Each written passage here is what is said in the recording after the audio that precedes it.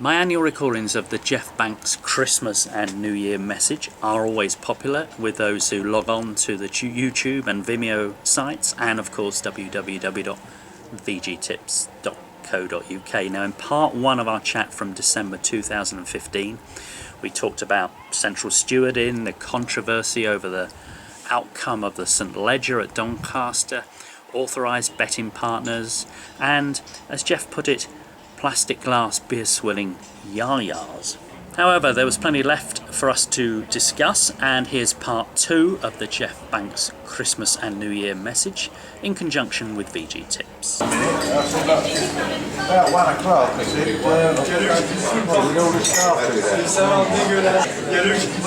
One of the biggest areas of problem for British racing over the last few years is quite a simple one. As the rich have got richer in race ownership, as there are, as the JPs of this world and as the Magnias of this world and Anthony Oppenheimer and top owners like that have garnered more riches from the product, more prize money, more breeding fees and everything else like that. So there has been a massive decline in the success rate of lesser owners. I mean, I think a leading owner said to me, well, he is a leading owner, but he said to me, I used to be able to buy a very reasonable racehorse for 35 to 50,000 guineas. Now I have to spend 350,000 guineas to get something that even begins to compete with these Galileo monsters that Mr. Magnia can put on the table. So this is something that British racing has been slow to react to.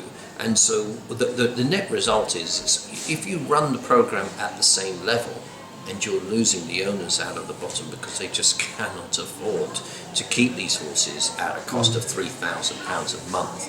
And even if they win 1.5 times a month running around Lingfield or Southall or Wolverhampton as a moderate horse would, they're still out of pocket. They still find at the end of the year, I'm out of pocket.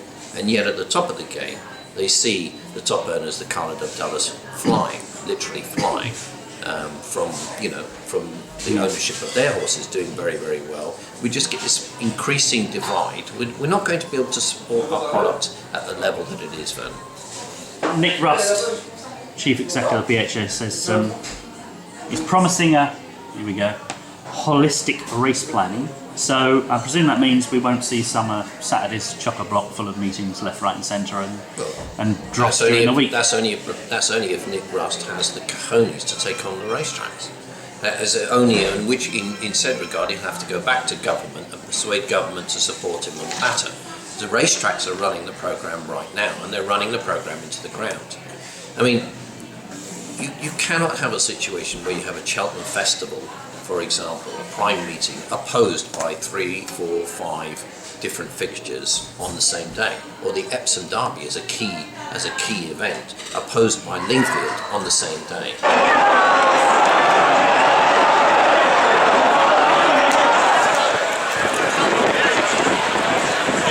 Next across the course will be number 7, Mr. High. My fear is that racing is going the way of greyhound racing, and we will see courses cease to be. Well, I think we need to see, unfortunately, some of our long-standing racetracks disappear. We need to be prepared to take on the racetracks. If the racetracks are not going to plan for our future with positive racing, with good field sizes, and deliver a quality product that makes people want to go racing midweek. If you walk onto a racetrack and there's 300 people just paid to go through the door, that racetrack should fund it for themselves. There should not be a cost to British racing. There are some serious battles that racing must be prepared to fight, which is, for example, on the levy, they must be prepared to take on the offshore operators and force them to pay fair levy. Okay, we know that they're going to cut a deal with companies like Betfair and Betfair cut a deal, I think it was for 8 million. It won't be what Betfair should properly pay, but at least they're paying. At least they're paying. It sticks in my throat to sort of say major competitor Betfair as being a paragon of virtue. But indeed, that was what Paul Roy managed to negotiate for British racing. He managed to force Betfair to the negotiating table.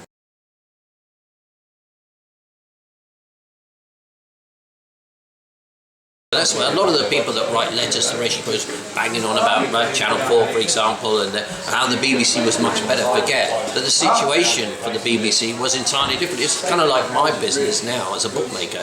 It's different for me now with Betfair and all these other competing companies, massive super Goliaths that everybody's obsessed with betting with, as opposed to the situation when my dad was a Goliath at the betting ring. People used to go racing a lot, and people used to bet on the racetracks. They never had mobile phones, Betfair, or anything else like that. If they wanted to bet, they had to go on the racetrack. £10 wins 7.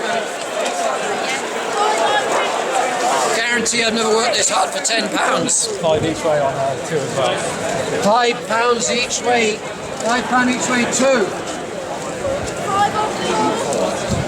20. This is like manual labour.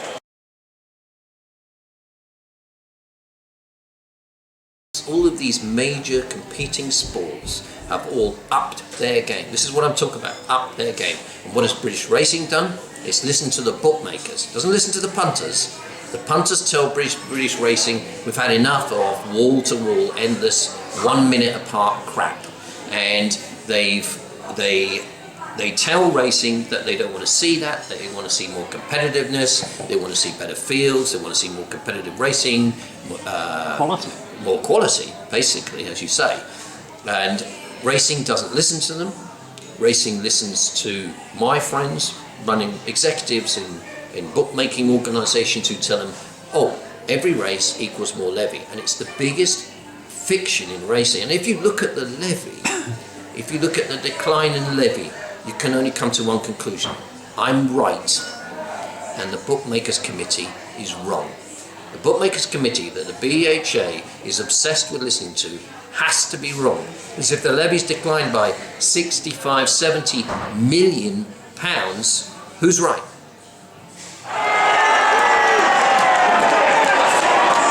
There will be a slight delay to the next race as the course is currently being cleared. We don't pay when he bets.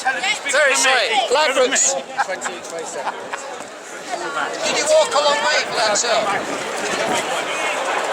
How you doing? Is that the big one? That's the big one. That's the big one. I'll be back for the big one. The big draw. 10 on 6.